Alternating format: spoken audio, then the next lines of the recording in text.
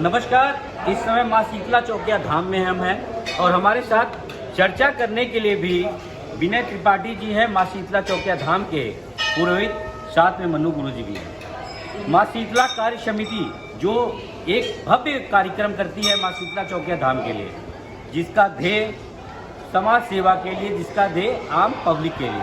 मैं एक चीज़ बताऊं, एक बार ऐसी हुई थी, मैंने उस चीज़ों को बोला और त्रिपाठी जी ने उस पर तुरंत पूरे मंदिर में एक कार्यक्रम बना दिया। नवरात्र के पहले दिन से एक अच्छी व्यवस्था चल रही है श्रद्धालुओं के लिए, क्योंकि श्रद्धालु जब जाते हैं देखिए कुछ ऐसे बिना खाए बिना पिए माँ शीतला चौकिया धाम में आते हैं, उनके लिए कैमरामैन महोदय को मैं जरा सा इधर कैमरा घुमा दें। उनके लिए विनय त्रिपाठी जी द्वारा, मंदिर महंत जी द्वारा, शीतला कार्य समिति द्वारा निःशुल्क प्रसाद वितरण का कार्यक्रम पहले दिन से नियमित चल रहा है और जिसमें आम लोगों को बड़ी सहूलियत भी मिल रही है, बड़ी सराहना भी हो रही है और बड़ी चर्चाएं भी हो रही हैं। तो गुरु जी से पूछते हैं, गुरु जी हर वर्ष की तरह इस वर्ष भी आपने किया, तमाम लांछन भी लगते रहे। एक चीज़ मैं बता दूं आप सभी श्रोताओं को, बड़े लांछन भी आते हैं कि इस कार्य करने के लिए ऐसा वैसा यहाँ से वहाँ से, लेकिन मैं बताऊं क्योंकि मैंने बहुत सी चीज़ें बड़ी करीब से देखा है।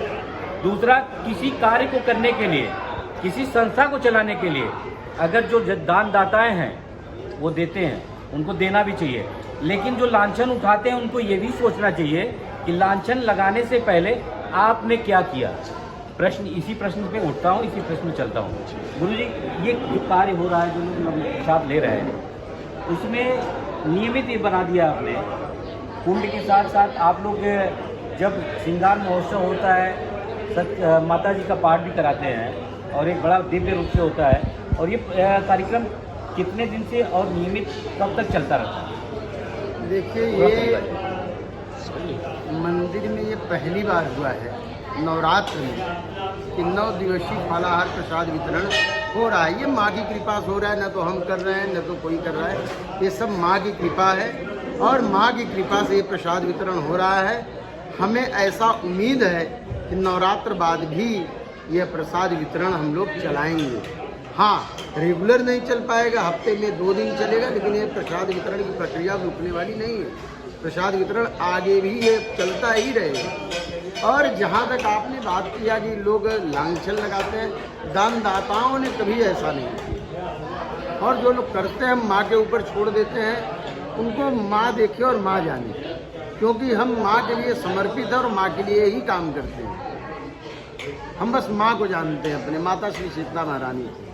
गुरु जी, एक चीज़ और, जो श्रद्धालु आ रहे हैं उनके भीड़ नियंत्रण के लिए, क्योंकि आप मंदिर महंत भी हैं, तो भीड़ नियंत्रण के लिए क्या क्या योजनाएं बनाई है आप लोगों ने? देखिए, भीड़ नियंत्रण के लिए हम लोगों ने ये योजना बनाई है कि अंदर गर्भगृह में लगभग 2 से 3 लोग हमेशा जो है खड़े रहते हैं, दर्शन करवाते हैं। दर्शन करवा करके तुरंत उनको जो है बढ़िया से दर्शन करवाते हैं, दर्शन करवा के निकालते रहते हैं। और भीड़ अभी जैसे जैसे और गर्मी बढ़ेगी, पेयजल की हम लोग व्यवस्था करते हैं आगे, और इसमें हम लोग व्यवस्था को बढ़ाएंगे। हमने जैसा आपसे कहा कि प्रसाद आगे भी निरंतर चलेगा अभी, और उसमें हम लोग व्यवस्था भी करेंगे। अभी मंदिर का सौंदर्यीकरण भी बहुत जल्दी शुरू होने वाला है, तालाब का भी सौंदर्यीकरण होगा।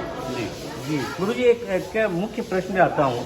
3 करोड़ 44 लाख का जो फंड आया था, उस फंड में हम लोगों ने क्योंकि बहुत सी चीज़ों की कार्यशैली उठाई थी, 25 लाख फिर से आवंटित हुआ। 75 लाख, मैं श्रोताओं को बता रहा हूँ, 75 लाख का कुंड के लिए आमंत्रित हुआ, 25 लाख आपके कुंड के लिए पुनः आई। क्योंकि जिलाधिकारी से भी ये प्रश्न किया था, तो मनीष वर्मा उसमें जिलाधिकारी थे, उन्होंने भी इसका सत्यापन किया। लेकिन अभी जो 25 लाख आई, तो क्या उस 3 करोड़ 44 लाख के अलावा इन्होंने इसको इस पर शो कराया कि 25 लाख का उन्होंने व्यवस्थित बताया? धीरे इसके बारे में मुझे ऐसी कोई तो भी जानकारी नहीं है।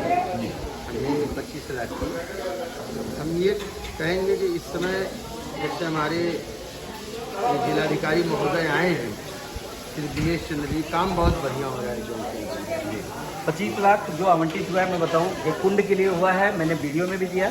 शायद मंदिर प्रशासन को इस चीज़ों की अभी जानकारी नहीं दी गई है, लेकिन मैं आपको शेयर करूँगा। साथ में एक चीज़ और मैं बताना चाहूँगा कि रामनवमी को, क्योंकि अयोध्या को लेके, क्योंकि हम लोग अयोध्या में जिस तरह से भीड़ बढ़ेगी, रामनवमी को लेके क्या तैयारी है? देखिए रामनवमी के नवमी को यहाँ पे झंडा फहरा निकाला जाता है। यहाँ से हम लोग अपने बराबर गेट तक जाते हैं। तो